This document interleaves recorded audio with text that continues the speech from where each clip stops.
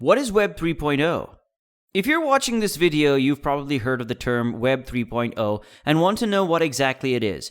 You also started wondering about the web as you know it, wondering which one you're using. But what exactly is Web 3.0? Welcome to Crypto Sharks, the #1 channel for all things crypto. We use stories and analogies to help you simply understand complex topics. Please make sure to leave a like and subscribe so that we can keep helping you learn and make money. I'm sure that some of you have tried to Google what Web 3.0 is. If you've done this, you have probably found a couple of answers and they didn't all match up. This means that there's no clear definition of what Web 3.0 is. Because of that, we're going to try and understand what Web 3.0 is by comparing it with other versions of the web.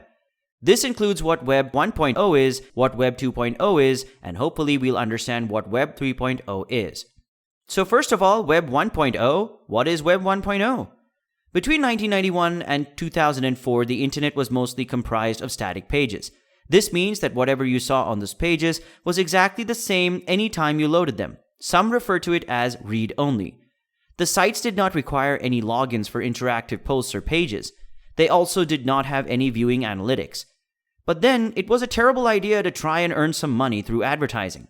You can think of it as one big Wikipedia, which was all interconnected. With time, adjustments have been made, and with the help of things like Flash and JavaScript, many new and different features have been added.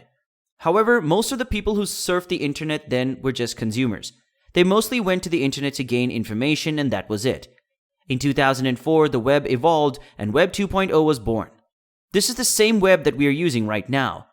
A lot of big changes were made to the web, making it more interactive and fun to use. The consumption of information now goes both ways. This means that not only did we get some information from the web, but it also got information from us. Centralized companies like Facebook and Google would collect data about us, which they used to determine the kind of information we saw on their sites. This means that we would stay on their sites longer since they are showing us things that we are actually interested in. In turn, they made and still make more money from this. Eventually, they started selling this information to advertisers, which brought about the rise of targeted advertising. One flaw with this is that there's no privacy for users. And then again, people choose to give up their privacy to get awesome apps like Instagram. A perfect example is that if two people opened Instagram at the same time, we would both see different advertising feeds since they are determined by what we mostly search for. This is the most significant difference between Web 3.0 and previous versions, as you will see in a few moments. They collect information such as what you liked, how much time you spent watching a video, and the types of videos you watched. They then use this data to determine what content to show you on your feed. If you have a closer look at the ads that they show you, you will notice that there are things that you liked, and they'll give you information that you didn't know you gave them. It's not just about you, but even the information that is searched on your IP. For example, a guy may start receiving parental ads because his girlfriend used their Wi-Fi to search for her pregnancy symptoms. Well, that's a terrible way to break the news. Whatever the case is, having one centralized company control all of this data is not pleasing at all. And now to Web 3.0. This is the next generation of the internet as we know it. It is primarily set to focus on the use of blockchain technology and decentralization tools. Unlike in Web 2.0, where you were the product, as you scroll through your social media feeds, you will now be the owner of all your content and whatever you post in Web 3.0. So whether or not you want a post to stay on the internet or be taken down is entirely up to you. They say that in Web 3.0 you have all this power. After all, we know that what is on the internet is always on the internet. To get a perfect idea of what Web 3.0 is, look at Odyssey, a blockchain alternative to YouTube. On this new platform, creators can post videos and earn library tokens, which is just a reward for luring viewers to watch their videos. However, with Odyssey, if someone uploads a video, there's really no way to take it down. Also, if someone else wants to share the same video, they can simply download it and let other people watch it and download it as well.